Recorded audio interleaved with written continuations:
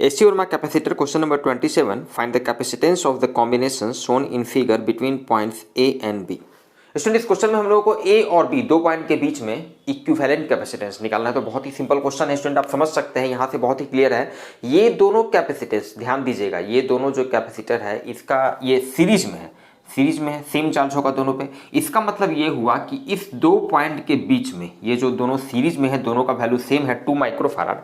हम एक कैपेसिटर रख सकते हैं कितना 1 माइक्रोफैराड का। 2 माइक्रोफैराड है मतलब इसका इक्विवेलेंट कैपेसिटेंस कितना हो जाएगा, सीरीज में है तो इसका इक्विवेलेंट कैपेसिटेंस सीधे 2 से डिवाइड कर देंगे। ठीक है, दो कैपेसिटर है मतलब अब ये दोनों के बीच में एक ही कैपेसिटर रखिए 1 माइक्रोफैराड का। क्लियर है? तो चलिए अब हम यहाँ पे क्या करते हैं, इसी दो पॉइंट के बीच में 1 माइक्रोफैराड का एक कैपेसिटर हम लगा दिए। क्लियर है? अब ध्यान दीजिएगा, अब ये अगेन क्लियर है कि भाई ये दोनों जो है पैरेलल में, इसी दो पॉइंट के बीच में ये दोनों पैरेलल में है। तो पैरेलल में है तो ये दोनों का इक्विवेलेंट कितना हो जाएगा 1 + 1 2 माइक्रोफैराड। मतलब अब इस दोनों के जगह पे इसी दो पॉइंट के बीच में हम एक ही कैपेसिटर रख सकते हैं। कितना रख सकते हैं, कितना वैल्यू का 1 + 1 मतलब कि 2 माइक्रोफैराड का, 2 माइक्रोफैराड का इसी दो पॉइंट के बीच में रख दिया। अब अगेन सेम काम भाई, ये दोनों सीरीज में है अगेन यहाँ से, तो ये दोनों सीरीज में है 2 और 2 सेम वैल्यू है। इसका मतलब ये दोनों का इक्विवेलेंट कैपेसिटेंस कितना हो जाएगा इस दो पॉइंट के बीच में। ध्यान दीजिएगा ये दोनों कैपेसिटर इसी दो पॉइंट के बीच में है, इसी दो पॉइंट के बीच में है, सीरीज में है, तो दोनों के जगह पे एक ही कैपेसिटर रख देंगे। कितना वैल्यू का 2/2 1 माइक्रोफैराड का। तो ये दोनों को हटा के हम क्या करते हैं भाई 1 माइक्रोफैराड का एक कैपेसिटर रख देते हैं। सेम काम हो रहा है। क्लियर है स्टूडेंट? बहुत ही सिंपल क्वेश्चन है। अगेन ये दोनों कैपेसिटर फिर से क्या है पैरेलल में है, दो सेम पॉइंट के बीच में है, पैरेलल में है। तो अब ये दोनों को हटा के हम एक ही कैपेसिटर रख सकते हैं। कितना वैल्यू का, पैरेलल में है तो 1 + 1 2 माइक्रोफैराड का। इसी दोनों पॉइंट के बीच में अब हम सिंपल रख दिए यहाँ पे एक ही कैपेसिटर 2 माइक्रोफैराड का। क्लियर है क्वेश्चन स्टूडेंट? चलिए अब अगेन यहाँ से फिर से ये दोनों सीरीज में है, तो इस दो पॉइंट के बीच में सीरीज में है, तो ये दोनों को हटा के हम एक ही कैपेसिटर रख देंगे। कितना 2/2 1 माइक्रोफैराड का।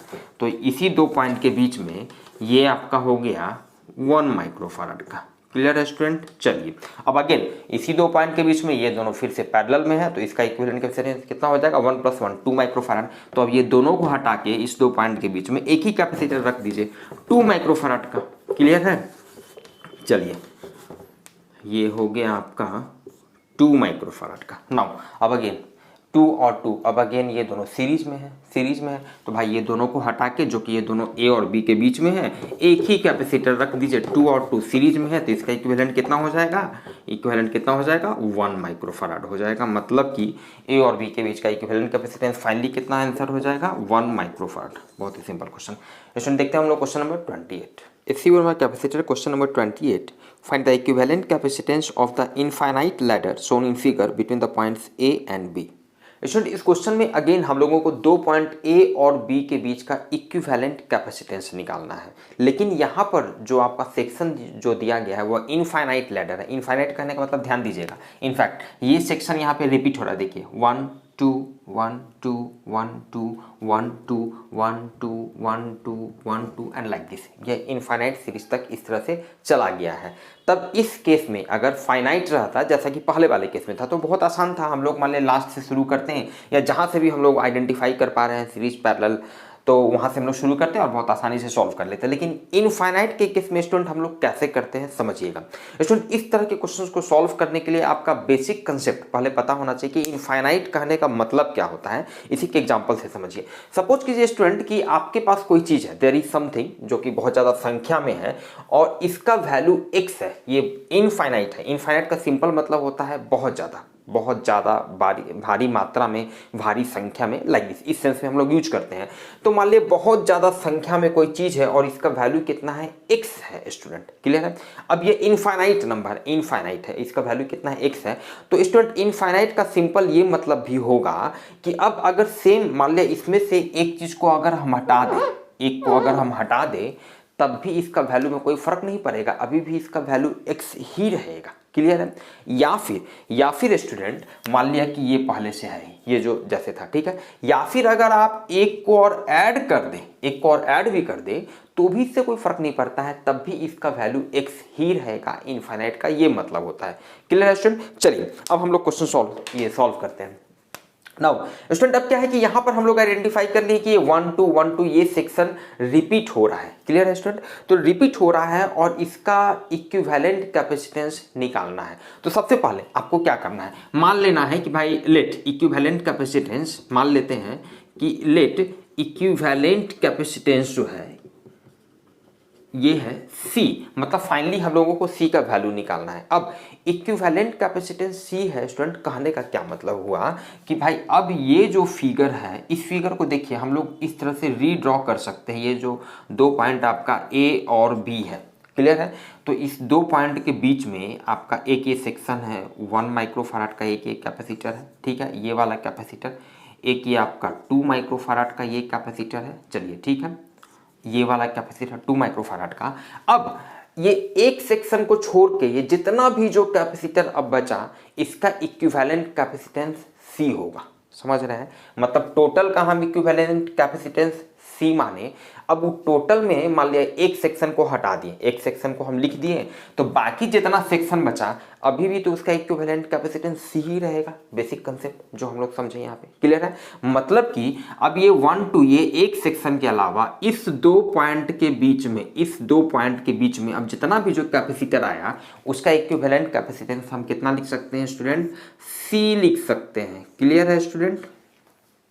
क्लियर है? चलिए, या फिर इसको और ज़्यादा आप क्लियर करना चाहते हैं तो और ज़्यादा क्लियर कीजिए, या फिर हम इसको ऐसे भी रीड्रॉ कर सकते हैं कि भाई अब ये जो 2 पॉइंट A और B है, ठीक है, आप एक सेक्शन रहने दीजिए या 2 सेक्शन रहने दीजिए तो भी रेस्ट का C ही होगा। क्लियर है? या फिर मान लिया आपका ये एक सेक्शन है, ये 1 माइक्रोफैराड का, एक आपका 2 माइक्रोफैराड का, ये एक सेक्शन हुआ। क्लियर है? अब देखिए एक सेक्शन हम और ड्रॉ करते हैं, एक सेक्शन और ड्रॉ किए, ये 1 माइक्रोफैराड हुआ, ये 2 माइक्रोफैराड हो गया। क्लियर है स्टूडेंट? ये हो गया आपका A और B के बीच में, ध्यान दीजिएगा 1 2 2 सेक्शन हम लोग ड्रॉ कर लिए हैं। तो अभी भी अब रेस्ट जितना जो सेक्शन बच गया उसका भी इक्विवेलेंट कैपेसिटेंस C ही रहेगा, C ही रहेगा, C ही रहेगा। क्लियर है? मतलब आप 1 2 को हटाइए, 1 2 को हटाइए या 1 2 को ऐड कीजिए, वैल्यू उसका जो है इनफाइनाइट के केस में वही रहेगा, वैल्यू में कोई चेंज नहीं होगा। सिमिलर कंसेप्ट, एक सेक्शन को आप हटा लिए तो बाकी का भी वैल्यू C ही रहेगा, टोटल का भी वैल्यू C रहेगा। 2 को आप रहने दिए, बाकी का भी वैल्यू C ही रहेगा। क्लियर है स्टूडेंट? अब समझिएगा, अब भाई इक्विवेलेंट कैपेसिटेंस हम लोग C माने हैं, टोटल का C माने हैं, ठीक है, तो एक को छोड़ के बाकी का भी C लिख दिए और अभी भी ये तीनों का जो इक्विवेलेंट कैपेसिटेंस होगा ये भी C ही होना चाहिए। क्लियर है भाई? आपने अगेन इसमें एक सेक्शन को ऐड किया तो भी इक्विवेलेंट कैपेसिटेंस जो उसका वैल्यू है नेट x वो तो वही रहेगा। कहने का मतलब ये है कि अकॉर्डिंग टू क्वेश्चन, यहाँ पे आप लिख सकते हैं, ये शॉर्ट में हम लिख रहे हैं अकॉर्डिंग टू क्वेश्चन, ठीक है ना, कि अब इस केस में भी A और B के बीच का जितना जो ये 3 अब जो दिखा दिए इसका भी इक्विवेलेंट कैपेसिटेंस C ही होगा, जो कि बहुत आसानी से लिख सकते हैं भाई। यहाँ पे ये दोनों सीरीज में है तो ये दोनों का इक्विवेलेंट कैपेसिटेंस कितना हो गया? 2C/2 + C, C1 C2 C1 + C2। अब ये दोनों का इक्विवेलेंट एक कैपेसिटर और वो इसके साथ ये 1 वाला जो है पैरेलल में है, तो पैरेलल में है तो डायरेक्ट ऐड कर देंगे 1। और ये जो इक्विवेलेंट कैपेसिटेंस मिला तीनों का, इसका भी वैल्यू C के बराबर होना चाहिए। क्लियर है स्टूडेंट? तो यहां से हम लोग C का वैल्यू निकाल सकते हैं। वन थिंग अभी हम लोग निकालेंगे और साथ ही साथ अभी हम आपको दिखाएंगे कि आप भाई अब 2 सेक्शन को भी रखिए तो अब इस टोटल का भी इक्विवेलेंट कैपेसिटेंस इसी तरह से हम लोग लिखेंगे और उसको भी आप C के बराबर कीजिएगा, आंसर सेम आएगा। आप 3 सेक्शन ले लीजिए, फिर C से उसको लास्ट कीजिए और फिर टोटल का भी इक्वल टू C कीजिए तो भी आंसर सेम आएगा, हर केस में सेम आएगा। कैसे आएगा ये भी हम आपको समझाते हैं। चलिए इसको स्टूडेंट हम लोग सॉल्व करते हैं, बहुत ही आसान ये इक्वेशन आएगा। यहाँ से ये 2C 2 + C, तो ये आ जाएगा 3C + 2 = 2C + C² और यहाँ से आ जाएगा स्टूडेंट C², ये आपका आ जाएगा -C - 2 = 0। Clear student? C² - C - 2 = 0 और यहाँ से स्टूडेंट हम लोग C का वैल्यू निकाल सकते हैं। C का वैल्यू देखिए -B तो -1 हो गया तो 1 हो गया, +-2 B² -4AC/2A। क्लियर है स्टूडेंट? चलिए, और यहाँ से 1 + -3 हो गया this is 2, obviously minus sign ले लेंगे, नेगेटिव हो नहीं सकता है, so this is finally 2 microfarad is your final answer.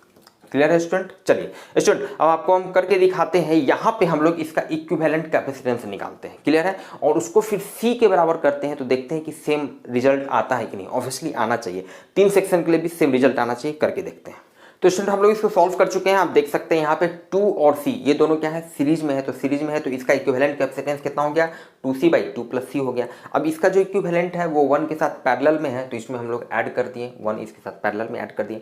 अब ये जो वैल्यू निकला, अगेन ये वैल्यू 2 के साथ सीरीज में है, तो C1 C2 C1 + C2, तो ये C1 है, तो ये C1 C2 2 के साथ सीरीज में है, C1 + C2। क्लियर है? अब ये जो वैल्यू निकला अगेन 1 के साथ पैरेलल में है, तो +1 ऐड कर दिए। और ये टोटल का भी अगेन इक्विवेलेंट कैपेसिटेंस भी कितना होना चाहिए, C ही होना चाहिए, क्योंकि हम लोग तो इक्विवेलेंट C माने हैं और ये इनफाइनाइट लैडर है। क्लियर है? आप 1 ऐड कीजिए, 2 ऐड कीजिए, 1 हटा दीजिए, 2 हटा दीजिए, 1 सेक्शन हटा दीजिए, 2 सेक्शन हटाइए या 2 ऐड कीजिए, फर्क नहीं पड़ेगा, हमेशा उसका इक्विवेलेंट C ही रहेगा।